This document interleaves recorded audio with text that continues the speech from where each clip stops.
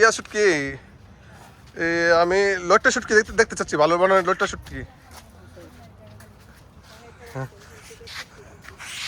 একদম মহেশখালীর শেষ প্রান্তে এসেছি আমরা শুটকি কিনতে, একদম সরাসরি। হ্যাঁ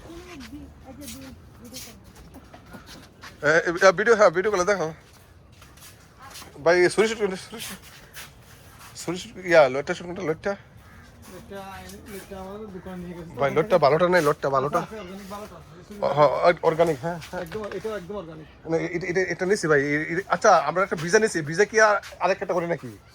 একটু ভিজা ভিজা এটা ছুরিটি একটু ভিজা। মাছখানে কি ফারা? হ্যাঁ হ্যাঁ ফারা। হ্যাঁ ফারাটা ওইটা তো গ্যাসের মাছ, এটা কিসের জন্য?